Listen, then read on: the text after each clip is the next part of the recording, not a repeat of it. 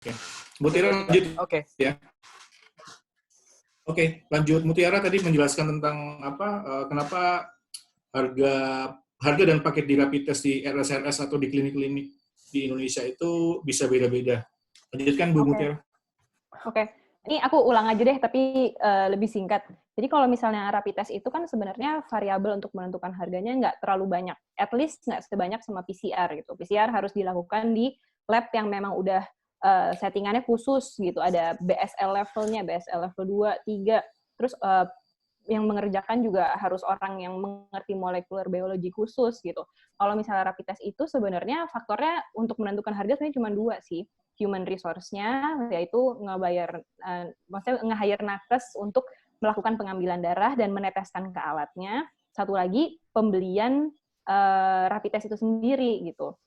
Kalau misalnya dari sisi human resource-nya, aku rasa variabel angka nominalnya itu nggak gede lah gitu. Pasti kan sama-sama aja setiap rumah sakit ya. Mungkin perawat yang ngelakuin atau dokter gitu. Nah, berarti variabelnya itu di tesnya itu sendiri, karena memang di Indonesia sekarang yang mereka pesan itu kan mereknya ada berbagai macam. Bisa juga kan, berarti dari berbagai macam itu mereka beli, ada yang udah mahal, ada yang beli udah murah gitu. Nah, selain itu juga ya mungkin mereka juga mengambil keuntungan dari situ, makanya gap dari harganya itu besar dan semuanya jadi berlomba-lomba bersaing dan makanya bisa menjadi liar itu. Jadi sebenarnya harga dan paket yang dijual oleh RS atau klinik itu jelas itu untuk tergantung keuntungan. dari keuntungan ya. Ya range keuntungan yang mereka mau gitu. Ya, marginnya sebesar itu ya. Ya, ya nanti bisa dikulik sendiri. Kita kalau ngomongin margin kan. Nah, oke. Pertanyaan selanjutnya untuk Pak Kamil. Tadi kan Mutiara sama Kamil udah ngejelasin sebenarnya di negara lain itu juga melaksanakan strategi rapid test dan swab PCR ya. Nah, pertanyaannya adalah buat saya logika berpikir negara lain yang lebih maju itu sudah lebih baik daripada kita gitu. Pemerintahnya, dewan saintisnya, macam-macamnya ya. Nah, kenapa kalau rapid test ini adalah sebuah hal yang tidak perlu dilakukan, kenapa mereka tetap melaksanakan strategi ini gitu loh.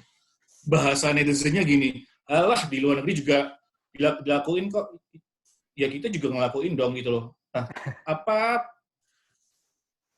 pertanyaannya nomor 1, apa bedanya? Nomor 2, kenapa mereka yang lebih pintar, lebih bahasa Jawanya ya, lebih jejak, logikanya lebih solid, kenapa tetap melakukan itu gitu loh. Padahal tahu kalau ini tuh nggak seakurasinya, nggak sedahsyat itu, variabelnya nggak sebanyak itu gitu loh. Pak Kamil coba dulu. Menurutku ini nomor 1 kenapa negara lain, karena bedanya apa sama Indonesia, karena mereka punya prasyarat untuk rapid test jadi ini bernilai gitu daripada di Indonesia. Bernilai sebagai sebuah alat deteksi yang pemetaan atau screening gitu. Fungsinya itu jadi jejak gitu. Kenapa? Karena prasyarat di Indonesia ya fungsinya ada tapi nggak bisa diterusin gitu. Jadi itu kan kayak apa namanya? Buat melengkapi data itu butuh rapid gitu. Jadinya, dan mereka menurutku informasinya tuh jelas dan terkontrol. Jadi misalnya informasi dan komunikasinya jelas ya, misalnya Korea, kenapa masyarakatnya nggak ribut kayak di sini, nggak liar? Karena mereka satu mengontrol mengontrol alat yang dipakai gitu. Nah, mengontrol. Jadi cuma pemerintah yang berhak untuk menjalani, pemerintah dan turunannya yang berhak untuk menjalani si rapid ini gitu. Misalnya di Korea cuma dinas kesehatannya yang berhak ngadain drive-thru gitu. Rumah sakit swasta yang ngadain pun harus di bawah pemerintah. Misalnya kayak gitu ya. Setauku kayak gitu. Terus kenapa masyarakatnya nggak ribut gitu? Soalnya mungkin ada regulasi juga, bayarnya berapa atau bahkan harganya sama kali ya. harganya sama, paketnya sama kali ya? Ya mungkin gitu seragam Harusnya ya. dan mungkin sistemnya dibikin gimana caranya orang bisa keakses itu. Mungkin bisa aja gratis gitu. Terus jadinya Iya. nggak ada konflik itu Konflik dengan sosial, konflik margin kelas, ya, keuntungannya itu nggak ada. bargain ya. Satu, dua, informasinya jelas bahwa pemerintah menyampaikan bahwa ini bukan solusi gitu, bukan solusi semuanya gitu. Ini hanya paket dari strategi kita bahwa kita ngelakuin Ini yang beda banget ya. Ini yang beda banget Iya, nih. jadi Ini yang beda mungkin banget nih. kalimat di press conference-nya itu lebih lengkap daripada cuma bilang Iya, kita akan komunikasinya lebih penetrasi. jelas ya. Ya, komunikasinya jadinya konfliknya nggak terjadi. Konflik-konflik aneh-anehnya tuh mungkin nggak seliar di Indonesia. Jadi kalau dibilang tuh luar negeri aja pakai kok gitu. Ya emang benar karena mereka emang strateginya jelas dan penyampaiannya Dan yang disampaikan ke masyarakat juga jelas dan masyarakat ngerti. Ini tuh masyarakat bukan ngerti gitu. bukan sebuah solusi untuk tes yang absolut gitu ya. Iya, Ini memang karena buat laporan ke positif tetap pakai PCR. Rapid itu nggak dipakai untuk itu. Rapid itu untuk memetakan kan, benar tadi. karena gubernur-gubernur di Jawa itu sempat beberapa waktu lalu sempat membanggakan gini sih Sampai sekarang. Alhamdulillah sampai sekarang ya. Alhamdulillah kita sudah 2000 tes rapid test. Loh, ya mungkin itu komunikasi yang buruk juga ya. Bahkan ada yang memasukkan rapid ke dalam pasien positifnya. Kayak Lombok ada Instagram kan semua pakai sosial media kan, sosial media ada info Lombok apa ya, Covid Lombok kan setiap itu disuruh bikin Lombok Turah ya semua suruh bikin ini kan satuan tugas kan satgas ya Indonesia birokrasinya sangat suka bikin panitia khusus atau satuan khusus kan. Nah itu kan bikin sosial media dan itu memasukkan positif misalnya 54, 30 dari rapid, 20 dari PCR. What gitu kan. Kayak emang menurutku emang yang bikin sosmednya atau satuan tugasnya pun tidak satu pemahaman. Bukan mau garis benang merahnya, garis ini tuh enggak sama ya. Iya, jadinya turunannya di masyarakat pun beda banget, rancu banget. Karena ini soal rapid ini kan yang tadi aku bilang ya, nggak bisa dipahami langsung dengan satu kalimat itu rapid ini enggak. Karena kita harus bikin paragraf buat ngobrol sama kalian tuh bikin tambah lemes. Menurut Bu Mutiara ada tambahan? Chaos aja sih sebenarnya jujur aku sebenarnya juga pusing sih ngelihatnya karena emang ya aku ada pemahaman masalah rapid test ini karena aku ngelakuin langsung dalam riset aku kan, aku ngelakuin rapid test itu reguler, ngelakuin viral load RT-PCR itu juga reguler, jadi aku lumayan paham gimana prosesnya, cuman aku ngebayangin orang yang lebih awam dari aku tuh pasti akan susah mengerti dan menangkap konsep ini ya. Jadi memang komunikasinya harus dalam skala besar dan juga harus ngerti big picture-nya. Ujung-ujungnya semua orang harus belajar biologi sih, at least supaya ngerti bahwa mereka kalau memang mereka mau ya melakukan rapid test atau mereka ngerasa butuh melakukan rapid test tuh paling nggak mereka ya udah memiliki informasi yang cukup untuk memilih keputusan itu gitu. Ujung-ujungnya terserah mau ngapain. Iya, aku juga sama kayak Muti punya keuntungan, punya privilege bahwa risetku pun ya standar kan pakai PCR. Jadi aku ngelakuin sendiri dan jadi tahu kan PCR itu apa gitu. PCR itu apa. Jadi aku punya keuntungan memahami ini. Menurutku sebagian besar yang medis pun nggak paham ini gitu. Karena informasi yang mereka dapatkan pun nggak bisa nyampe gitu. Apalagi kondisi sekarang yang super sibuk semua gitu. Memikirkan hal-hal lain, jadi seolah-olah rapid ini kayak gila informasi tambahan yang overwhelm banget kan, ya kan? Iya. Di masyarakat pun seperti itu, jadi mereka pun kayak nggak ada juntrungan, apapun dipakai kan, istilahnya kalau monyet semua dilempar kan. Iya. Yang monyet siapa? Oke. Nih, ini aku nanya terapannya di kehidupan daily activities-nya manusia di Indonesia ya.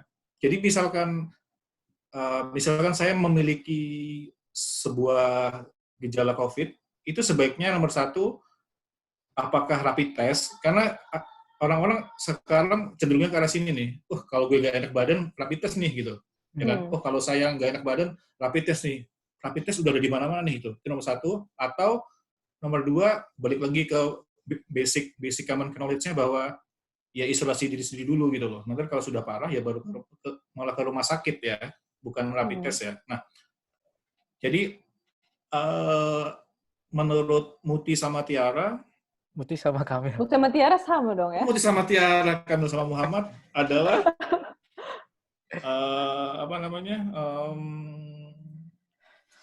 kondisi di masyarakat ini bener nggak pola pikirnya? Kalau aku lagi nggak enak badan nih. Masih jauh sih. Mending aku ke klinik dekat situ deh, mending aku ke situ deh gitu loh. Atau malah isolasi saja gitu. Atau malah kalau saya pribadi nanggapinnya gini, false rapid test ini ngebuat orang-orang tuh keluar rumah gitu loh. Iya, bisa. Itu loh. Bisa banget. Jadi antri di klinik, antri di RS, dia bawa mobil keluar, apapun itu kan resiko ya gitu loh. Dan kalau negatif berarti dia belum lagi legitimasi diri bahwa dia boleh mudik misalnya. Iya. Sebagai betul, alat. Ya. Iya. Kemarin sebelum kalian komen, aku mau cerita lagi. Kemarin tuh ada yang legenda perenang Indonesia apa gitu. Dia udah 2 kali rapid test atau apa gitu. Ya akhirnya meninggal kan. Nah, negatif akhirnya meninggal. Nah, itu kan apa ya? Goblok banget. Walaupun kita nggak tahu dia beneran meninggal karena COVID atau enggak. Iya. Kita di dalam kondisi wabah ini kan bisa digeneralisir ya, bahwa setiap ada yang meninggal, entah langsung atau nggak langsung, berhubungan dengan wabah. It's okay. Tapi sebagai nyambung pertanyaannya Mas Tirsa, masyarakat itu apa nih problemnya? Yaitu mindset-nya itu menurutku banyak yang salah gitu. Jadi rapid ini seolah-olah adalah jawaban standar kalau diri kita ini bisa nularin orang atau enggak gitu. Padahal konsepnya work from home, konsepnya physical distancing, PSBB, PS whatever itu adalah physical distancing dengan memutus alur penyebaran. Ya kan? Iya. Tapi dengan kalau adanya ada ini dengan false hope dan salah kaprah mengenai rapid ini, itu menghancurkan konsep ini menurutku di masyarakat. Iya. Jadi strateginya, kacau banget. Iya, jadinya kenapa aku mempertahankan mereka sebenarnya merusak strateginya sendiri ya? Merusak strateginya sendiri karena menurutku pemerintah sendiri pun satu mungkin nggak paham, dua mungkin sangat paham, jadinya dia tapi punya tujuan lain gitu. Yang inisialnya HI itu ya? Ya nggak tahu, pokoknya tujuannya bukan mengontrol wabah, jadinya dia membiarkan. Iya, membiarkan menjadi HI itu kan. Atau mereka punya tujuan mengontrol wabah tapi tidak paham konteks, jadinya seolah-olah rapid ini salah arti di situ. Iya. Sebelum ke Muti, jadi aku tambah. Jadi mindset di masyarakat adalah rapid test itu udah kayak tes kehamilan gitu loh. Validasi bahwa jadi, kita ini. Iya. Kalau tes kehamilan kan mungkin karena aku nggak tahu di saintis gimana ya, di lab gimana apa, orang kalau udah positif nganggapnya itu ini simple, praktis, dan akurasinya cenderung benar ya, cenderung ya. Padahal itu kan mindsetnya. Iya, bentuknya juga sama kan. Nah, itu metodenya sebenarnya mirip juga. Sama persis. Metodenya sama. Cuma dia pakai pipis gitu. Pipis ya, oke. Pipis. Oke. Bu Mutiara. Aduh, aku lemas gimana sih? Kalau menurut aku ya, sebenarnya pandanganku lebih baik nggak usah tes sama sekali daripada rapid test massal. Mendingan nggak usah tes sama sekali. Karena variabel terlalu banyak, terlalu ribet, dan merusak sistem physical distancing yang udah dipromot berkali-kali itu gitu. Datanya ini yang mau didapat nggak jelas. Orang juga kalau misalnya udah tes nggak tahu mau diapain kan, mau PCR. Oke, sok PCR. Nunggu berapa lama untuk ngantri PCR-nya. Udah sampai PCR, iya, ntar dapat resultnya kapan lagi? Belum kalau misalnya yang orang kadang suka nggak ngerti safety ya, rapid test itu tuh nggak bisa cuma sekali dilakuin loh. Kalau kamu hari ini negatif, kamu minggu depan harus kembali lagi, harus bayar lagi, harus tes lagi. Kalau misalnya kamu habis rapid test kedua itu, kamu keluar rumah, kamu ketemu sama orang yang COVID positif, kamu ketularan, ya besok kamu dapat symptoms, kamu harus tes lagi. Jadi memang sebenarnya rapid test ini dilakukan akan berkali-kali, makanya itu banyak, makanya pasarnya itu gede untuk orang jualan menurut aku. Karena dia berkali-kali datang. Berkali-kali datang, cuma sekali aja. Beda sama orang tes hamil. Orang tes hamil sekali, asal udah positif kan nggak perlu beli tes pack lagi dan ngetes kan. Gitu. Iya. Langsung ke dokter, pastiin kehamilan pakai USG dan macam-macam kan. Oh, ini kamu hamil di dalam rahim gitu kan, bukan di luar kandungan. Berarti udah berapa, kira-kira ukurannya berapa? Itu kan pakai USG kan, bukan pakai tes pack gitu. Iya. Jadi USG sama analoginya kayak PCR-nya gitu. Jadi beneran ngasih tahu positif atau negatifnya gitu. Nah, pemahaman rakyat selama ini tuh hanya berhenti di rapid test sama dengan solusi tes kehamilan. Iya. Solusi sama di kehamilan. Nah, belum mungkin harus ada campaign lagi ya. PCR itu ya apa tadi USG ya, Mil ya? Ya USG sama pemeriksaan dalam lah. Iya, ini analogi ya. Masyarakat itu butuh orang yang bisa ngejelasin by analogi loh. Kalau enggak, oke. Masalahnya juga kadang-kadang berita yang kita lihat itu aja, kayak message-nya sama lagi, dan tambah sering message itu dikasih kan orang tambah nempel kan, apalagi message-nya kebenaran jadi kebenaran itu jadi A gitu. Sedangkan, apalagi bersandar sama media dan artis kan, bukan bukan orang yang bisa ngomong benar misalnya, atau bisa substansial dan konteksnya gimana ya bisa dipertanggungjawabkan. Jadi ini masalahnya social capital plus governance plus health system gitu. Masalahnya itu kan. Jadinya pusing. Jadinya semua gitu. Governance yang masalah soal rapid. Masalahnya. Health systemnya juga masalah karena pemahamannya juga nggak seragam dan SOP-nya juga rancu. Social capital juga informasinya overwhelm dan rancu juga gitu. Ya nggak sih? Di antara horizontal pun kan salah kaprah banyak gitu. Ya kan, informasi yang bahkan dokter pun sering salah menyampaikan. Bahkan ya dokter pun yang mau menyampaikan dibully gitu misalnya. Iya. Soalnya beda dari ini. Bahkan kita sendiri kan ngomong rapid test bullshit kan benar-benar resisten kan. Nggak semua tapi ada resistensi kan, kerasa kan. Langsung buat lah istilahnya. Gitu. Oke. Masuk ke kesimpulan aja ya. Nanti bisa ditambahkan atau diamini. Dari awal tadi kita coba diskusi dan dari Pak Kamil Bu Mutiara mencoba menjabarkan sebenarnya di dunia ini ada dua jenis tes COVID, tes swab yang test dipakai ya, karena sebenarnya ada banyak, bisa feses, bisa dari kulit, macam-macam ya Pak Kamil ya. Ada swab test sama antibody test atau disebutnya rapid test ya kan? Ya. Semua negara, ada negara yang melakukan keduanya, ada negara yang akhirnya memutuskan hanya swab test. Contohnya seperti UK ya, dia mengembalikan juga, Jepang juga ya. Mereka bertobat mengembalikan alat-alatnya ke Cina, alat rapid test. Oke. Next, apa bedanya pemerintah Indonesia melakukan rapid dan swab dengan pemerintah yang lainnya adalah pemerintah lain jelas dalam strategi dan komunikasi ke masyarakat bahwa rapid test itu bagian dari screening, ya Kamil ya, bukan bagian dari sebuah solusi ini untuk menentuin solusi praktis, solusi praktis, iya. Dan itu komunikasinya, strateginya solid antara government capital sama social capital sama infrastructure solid, sehingga dari kemasyarakatnya pun nggak resah, nggak liar. Terus ada isu itu bedanya pemerintah kita dan pemerintah negara lain dalam melaksanakan strategi. Terus ada juga isu dari Bu Mutiara tadi, ini satu pintu apa tadi? Sorry, satu pintu beli alat ya. Satu pintu beli alat.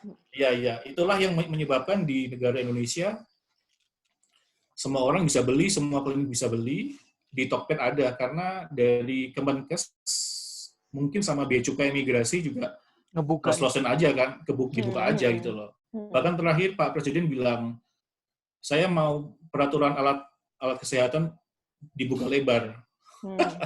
Ya mungkin benar, tapi pasti ada celah-celahnya gitu. Iya. Oke. Terus ada satu lagi tadi, analogi yang baik. Jadi saya sukanya diskusi dengan Pak K dan Bu Muti adalah mereka bisa dengan mudah menganalogikan macam-macam hal-hal sulit jadi lebih mudah, jadi orang awal mengerti. Jadi analogi yang baik tadi apa? Analoginya tadi hamil. Bukan yang ini dulu, yang banjir tadi. Jadi ibaratnya sungai ya. Jadi swab test atau PCR ini tuh lebar sungai. Lebar sungainya tekanan sekarang sempit. Ya. Okay. Harusnya pemerintah itu sekarang analoginya melebarkan lebar sungai. Harusnya seperti itu ya. Tapi malah sekarang pemerintah menambah tekanan kan. Iya, kasih motor itu gitu. Ya. Iya, kasih motor ya. Ya harusnya dia fokus ke hilirnya. Ini malah hulunya diperbesar gitu. Terus analogi yang terakhir tadi alat tes kehamilan ya. Ya, misalkan rapid test adalah alat tes kehamilan, maka swab test dan PCR adalah USG ke dokter. USG. Iya. Ke dokter pemeriksa dalam USG. Iya. Itu kesimpulan dari itu risalah notulen diskusi hari ini. Nah, ini pertanyaan pamungkasnya nih. Sebelum ditutup pertanyaan pamungkasnya dari Pak Kamil dulu nih. Ini sama ya. Rapid test itu bullshit nggak di Indonesia? Di Indonesia bullshit. Di Indonesia bullshit ya. Setuju. Iya. Bullshit ini berarti harus yes. Ya ini kalau kalian kampanye iya, kampanye harus dihentikan. Kalau misalnya udah terlanjur di atas dan di sistem itu kita harus melebarkan kampanye ini ke secara horizontal bahwa nggak usah rapid-rapidan, mending kita nganggep kita ini di rumah aja kan. Kita menghindari penularan atau menghindari menularkan orang lain gitu. Itu prinsipnya itu aja. Jadi tahunya gimana? Nggak ada negara yang bisa ngelakuin itu. Nggak ada negara yang bisa 100% tes PCR ke populasinya. Kita sebenarnya sama. Jadi tapi mereka pun social distancing konsepnya itu persis. Dan 100 tahun lalu pun konsepnya sama. Dan efektif. Iya. Efektif Spanish flu ya. Banyak yang bertahan karena mereka social distancing. Sebelum Kak Muti, tadi aku nambahin kesimpulan lagi, nyambung ngomongannya Pak Kamil. Jadi yang paling parah adalah konsepnya rapid test ini akhirnya membuat konsep social distancing itu jadi rusak. Iya, kontra ya. Karena orang-orang jadi daripada isolasi, dia milih keluar. Drive-thru ke klinik, antri, dan semacamnya. Bu Muti, pendapatnya apa? Tadi, bullshit-nya itu bullshit gimana sih? Kayaknya penuh dengan emosi tadi. Iya sih, aku jujur mengeluarkannya rada susah. Gimana ya cara ngomong yang paling benar? Cuman memang di mataku sih aku ngelihatnya chaos dan itu kedengarannya klise. Chaos. Kedengarannya klise banget, tapi physical distancing itu adalah satu-satunya hal yang bisa kita lakukan dari diri sendiri kita gitu. Karena variabelnya di luar banyak banget, besar, dan banyak yang nggak bisa kita kendalikan gitu. Jadi memang harus kita sendiri yang mengkontrol untuk tidak keluar rumah, untuk tidak bertemu banyak orang, gitu. Dan menghemat pengeluaran kan? Iya, benar. Buat rapid itu mending buat disumbang buat yang lain atau kita buat financial management buat bulan depan hidup gitu. Lebih baik tidak tes sama sekali daripada rapid test berkali-kali dan hasilnya nggak jelas. Bold statement ya. Oke. lebih baik tidak usah rapid test, mending uangnya ditabung Pak Kamil, terus mending kita yang isolasi jualan diri sendiri gitu ya. Yang usaha rapid test please jualan yang lain aja, masker kayak APD kayak ya. Iya. Ya untungnya juga gede kok ya. Yang jualan mungkin juga nggak ngerti kali ya. Iya makanya jualan yang lain aja deh, please ya. Iya. Oke. Terima kasih untuk sesi minggu kedua ini, episode kedua Pandemic Talks ini. Teman-teman bisa lihat info daily-nya di Instagram story kami masing-masing. Semoga konten ini bermanfaat. Maaf jika ada kesalahan kata atau kami terlalu cadas, ya ini literut. Konsep kami adalah literut. Oke. Terima kasih Pak Kamil. Yes. Terima kasih Bu Tiara. Terima kasih. Sehat-sehat ya. Iya, sama-sama minggu depan lagi ya. Ya. Oke. Semua ya. Dadah.